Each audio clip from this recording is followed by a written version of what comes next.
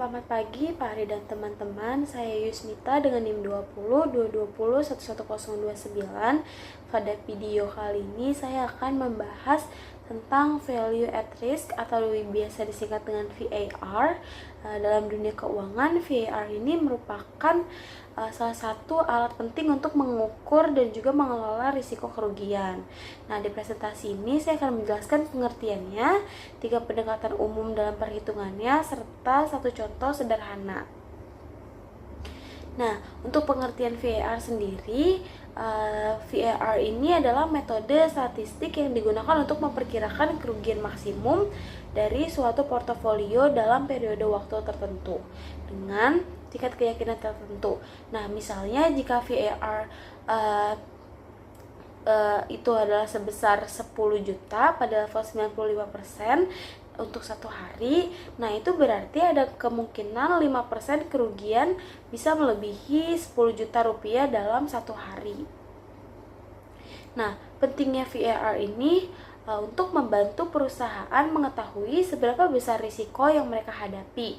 Ini berguna bagi manajer risiko, investor, dan juga bank untuk mengambil keputusan. Nah, selain itu, regulator seperti Bank Indonesia atau OJK juga sering menjadikan VAR ini sebagai indikator penting dalam penilaian kesehatan keuangan sebuah lembaga atau sebuah perusahaan. Lalu ada 3 pendekatan umum yang sering digunakan untuk menghitung VAR. Yang pertama itu ada historical simulation yang menggunakan data historis return. Nah, yang kedua ada variance covariance, yaitu pendekatan parametrik yang menghitung VAR berdasarkan rata-rata dan standar deviasi dengan asumsi return berdistribusi normal. Dan yang ketiga di sini ada Monte Carlo simulation yang menggunakan simulasi komputer untuk menciptakan banyak skenario harga atau return. Nah, untuk contoh sederhananya, di sini saya mengambil pendekatan historical simulation. Misalnya, kita mempunyai data return selama 10 hari dan ingin menghitung VAR pada tingkat keyakinan 95%. Nah, kita urutkan data dari return terburuk ke return yang terbaik. Lalu ambil return terburuk kedua, misalnya minus 1,5%, maka VAR-nya adalah 1,5% dari nilai investasi kita. Nah, ini artinya ada kemungkinan 5% kerugian kita ini bisa lebih dari 1,5% dalam satu hari. Lalu VAR ini juga mempunyai kelebihan dan juga keterbatasan. Nah, kelebihannya itu yang pertama mudah dipahami dan juga cukup fleksibel untuk berbagai kebutuhan analisis risiko.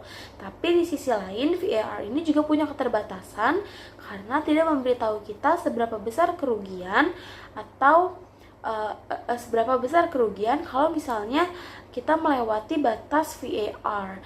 Nah, beberapa pendekatan seperti variance covariance itu sangat bergantung pada asumsi distribusi yang normal, yang mana ini kadang tidak sesuai dengan kondisi pasar nyatanya.